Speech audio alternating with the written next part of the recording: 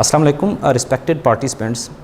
जैसा कि अभी पिछली वीडियो में हमने देखा कि हमने असेसमेंट को डिफ़ाइन किया, असेसमेंट की टाइप्स को डिफ़ाइन किया और इसके साथ साथ हमने असेसमेंट की एग्जांपल्स ली। आज जो अभी हम इस आज के लेक्चर में करने जा रहे हैं, इसमें हम क्या करेंगे, इसमें हम असेसमेंट को जो ब्लूम्स टैक्सोनॉमी के साथ अलाइनमेंट इसकी अटैच करेंगे और देखेंगे कि ब्लूम्स टैक्सोनॉमी को लेकर हम असेसमेंट किस टाइप की करते हैं, उसके जो मुख्तलिफ़ कोग्निटिव डोमेन्स हैं उनको पढ़ेंगे और बुक से जो हमारी बुक्स अभी एसएनसी की हमारे पास आई हैं उनको देखेंगे, उनकी एग्जांपल्स को देखेंगे और इसके साथ अटैच करेंगे कि ब्लूम्स टैक्सोनॉमी की जो हमारे पास कोग्निटिव डोमेन्स हैं उनमें वो एग्जांपल किस तरह की हैं और उनको हम कैसे जो है करिकुलम में एडजस्ट करते हैं। The single national curriculum 2020 for mathematics includes cognitive domains for alignment with TIMSS, a project of International Association of Evaluation of Educational Achievements. Cognitive domain की जो हमारे पास stages हैं वो 3 हैं। पहली है हमारे पास knowing, दूसरी है applying, तीसरी है reasoning। knowing में हमारे पास जो cognitive domain आती है वो knowledge आती है, applying में हमारे पास understanding and application आती है और रीजनिंग में हमारे पास एनालिसिस, सिंथेसिस एंड एवेल्यूएशन आती है। अब नेक्स्ट हमारे पास जो कॉग्निटिव डोमेन, जैसा हमने उसकी स्टेजेस को पढ़ा, अब उनमें हमारे पास पहली स्टेज नोइंग की आती है। नोइंग के बारे में हम देखते हैं कि in this domain students are expected to have knowledge of words, symbols and understand the basic ideas behind them. It covers the careful application of the concept, definitions, relations or a representation of either. This approach having 40% weightage of curriculum. Next slide जो हमारे पास आ रही है उसमें हमारे पास action verb आएंगे कि knowing जो domain है उसमें एक्शन वर्ब कौन से होते हैं और उनकी बुक के साथ जो है हम एग्जाम्पल को चेक करेंगे कि उस जो एक्शन वर्ब का वर्ड है उस को हमने बुक के अंदर कैसे एडजस्ट किया हुआ है।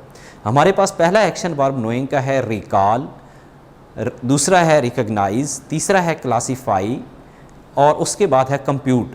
अब ये रिकॉल के वर्ड को हमने बुक के अंदर कैसे एडजस्ट किया है, उसमें आ सकता है recall definition, recall terminology, recall unit of measurement, recall geometrical shapes and notations.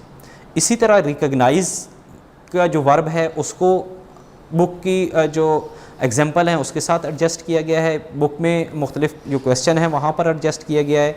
इसी तरह क्लासीफाई और कंप्यूट को एडजस्ट किया गया। अब जब हमने एक्शन वर्ब को देखा और ये भी देखा कि बुक में हमने उन एक्शन वर्ब को किस तरह एडजस्ट किया हुआ है, तो हम जो है इसको एक्सरसाइज में चेक करना चाहते हैं कि एक्सरसाइज में नॉलेज के क्वेश्चन किस तरह एडजस्ट किए गए हैं। अब हम इस चीज़ को देखने जा रहे हैं कि एग्जाम्पल कैसी हैं। Looking into action verbs of knowing cognitive domains of SNC curriculum and textbooks, let us see how it is used to identification and design assessment tasks related to each of the 4 standards of the mathematical curriculum. Now, page 48, book mathematics, grade 4. Here is an example of cognitive domain knowing of standard number and operation. Next हमारे पास जो slide आ रही है उसके अंदर हम देखेंगे वो example review exercise है हमारे पास। चूँकि हमें यहाँ अगर हम पहला देखें क्वेश्चन है 13 इज़ अ डैश नंबर। अब नीचे लिखा हुआ है कंपोजिट, कॉमन, मल्टीपल, प्राइम। हमें इन चारों जो नंबर्स हैं इनके बारे में पहले पता है। कंपोजिट नंबर वो होते हैं जिनके फैक्टर्स जो होते हैं वो 2 से ज़्यादा फैक्टर बनते हैं। इसके बाद कॉमन जो होता है 2 या 3 नंबर दिए गए होते, फिर कॉमन को हम चेक करते। मल्टीपल 2-3 नंबर होते जैसा 13, 26, 39, तो हम कह सकते थे कि ये मल्टीपल ऑफ 13 है। और प्राइम एक ऐसा नंबर होता है जिसके सिर्फ 2 फैक्टर्स बनते हैं, एक 1 और एक वो खुद नंबर। तो यहाँ पर हमें नज़र आ रहा है कि 13 जो है वो एक ऐसा नंबर है जिस पे सिर्फ 13 का टेबल जाता है और इसके 2 ही फैक्टर बनते हैं 13 और 1, इसलिए ये प्राइम नंबर है। इसी तरह बाकी एग्जांपल्स के अंदर भी ऐसा ही लिखा हुआ है। नेक्स्ट डोमेन है हमारे पास applying. In this domain student should be able to select and apply appropriate mathematical concepts and procedure while solving real life situations. It covers pure mathematical questions, for example numeric or algebraic expressions, equations, geometric figures and statistical data sets. This approach having 40% weightage of curriculum. जैसा कि हमने knowledge में देखा था कि action verb जो apply किए गए थे वो कैसे होते हैं, सेम ऐसा ही अप्लाई के अंदर भी हमारे पास स्पेसिफिक एक्शन वर्ब्स हैं जहाँ पर वो वर्ब यूज़ होंगे तो हमें पता चल जाएगा कि ये यहाँ पर जो डोमेन इस्तेमाल की गई है वो अप्लाइंग की डोमेन है। तो इसमें हमारे पास जो एक्शन वर्ब्स हैं, पहला वर्ब है हमारे पास डिटरमाइन, दूसरा है रिप्रेजेंट, तीसरा है हमारे पास अप्लाई। अब डिटरमाइन का वर्ड जो बुक के अंदर कैसे इस्तेमाल किया गया है उसको देखते हैं। Determine appropriate operations, strategies and tools for solving situations for which there are commonly used methods of solution. Same इसी तरह बाकी हमारे पास जो एक्शन वर्ब्स हैं उनको बुक के अंदर कैसे इस्तेमाल किया गया है वो आपके सामने मौजूद है। यहाँ पर हम एक एग्जांपल देखने जा रहे हैं जो कॉग्निटिव डोमेन अप्लाइंग के साथ रिलेट कर रही है। Looking into action verbs of applying cognitive domains of SNC curriculum and textbooks, let us see how it used to identification and design assessment task related to each of 4 standards of mathematical curriculum. ये example जो है आपकी book जो है mathematics की उसके page 168 class 4 के अंदर मौजूद है। यहाँ पर इस बुक की एग्जांपल को अगर देखा जाए तो ये एग्जांपल कैसी है।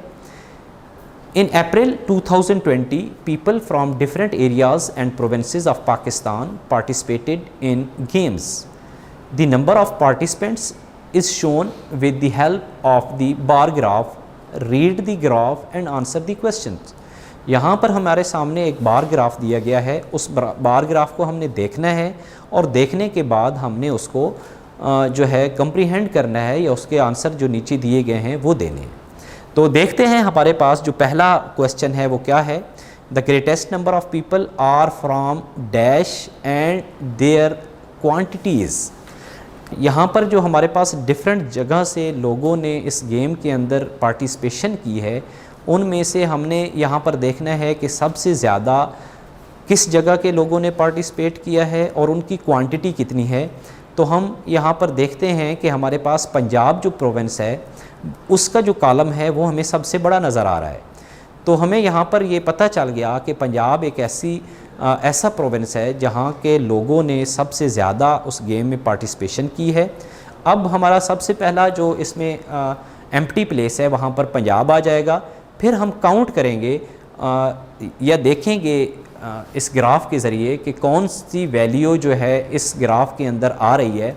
तो यहाँ पर हम देखते हैं कि पंजाब के अंदर 40 लोग हैं जिन लोगों ने इस गेम के अंदर पार्टिसिपेट किया है। तो इस तरह हमने क्या किया, इसको ग्राफ को पढ़ा और पढ़ने के बाद दिए गए आंसर्स का जवाब दिया। अब जो हमारी नेक्स्ट डोमेन है वो है reasoning. In this domain, students are required to use their prior knowledge of mathematics in new situation. It recognizes and formulates a situation by analyzing, synthesizing and evaluating to solve real life situations, considering whether there is sufficient and consistent data. This approach having 20% of weightage of curriculum. इससे पहले हमने cognitive domain knowledge और फिर applying में action verbs को देखा। Same ऐसा ही हम इस रीजनिंग के अंदर इस्तेमाल होने वाले एक्शन वर्ब्स को देखेंगे, उनकी बुक से एग्जांपल देखेंगे।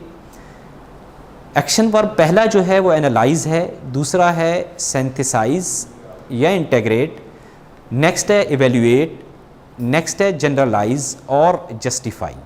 तो यहाँ पर हम देखते हैं एनालाइज को बुक के अंदर कैसे एडजस्ट किया गया है। डिटरमाइन, डिस्क्राइब और use relationship among numbers, expression, quantities and shapes. बाकी आप एग्जाम्पल खुद पढ़ सकते हैं कि वहाँ पर एक्शन वर्ब को बुक्स में कैसे एडजस्ट किया गया है। कॉग्निटिव डोमेन रीजनिंग की बुक से एग्जाम्पल देखते हैं कि बुक के अंदर इसकी एग्जाम्पल कैसे जो एडजस्ट की गई हैं। Looking into action verb of reasoning cognitive domains of SNC curriculum and text books, Let us see how it is used to identification and design assessment task related to each of the 4 standards of mathematics curriculum. अब इसकी example book से अगर देखना चाहें तो book जो math की है क्लास 4 की, उसके पेज 135 पे ये आप लोग के सामने जो डिफरेंट शेप्स आ रही हैं ये वहाँ पर मौजूद हैं। इनके अंदर हम देखते हैं कि क्या क्या पूछा गया है। Look at these figures. अब पहली जो फ़िश है, फिर एक घर सा बना हुआ है, नेक्स्ट एक एरोप्लेन है, एक घड़ी मौजूद है और नीचे रेस दी गई हैं, वहाँ पर एंगल मौजूद है। तो यहाँ पर ये पूछा गया है कि जो लाइंस रेड सी लगी हुई हैं वहाँ पे कौन से एंगल बनी हुई हैं। तो इनको हम देखने के बाद ये बताएंगे कि यहाँ पर कौन सा एंगल बन रहा है, क्या अक्यूट एंगल बन रहा है, क्या ऑब्ट्यूज़ एंगल बन रहा है, क्या स्ट्रेट एंगल बन रहा है या फिर रिफ्लेक्स एंगल बन रहा है। तो अब हम देखते हैं कि कॉग्निटिव डोमेन्स की जो 3 स्टेजेस थी, उन 3 स्टेजेस को एसएनसी में कैसे एडजस्ट किया गया और उसके साथ साथ हमने ये भी देखा कि इनके एक्शन वर्ब्स कौन कौन से हैं और फिर हमने हर एक कॉग्निटिव डोमेन की एग्जाम्पल बुक के एक स्पेसिफाइड पेज के अंदर से भी देखने की कोशिश की और उनको एक्सप्लेन किया। उम्मीद है आप लोगों को कॉग्निटिव डोमेन्स की ये जो मुख्तलिफ़ स्टेजेस हैं इसकी क्लैरिटी हो गई होगी। अस्सलाम वालेकुम, अल्लाह हाफ़िज़।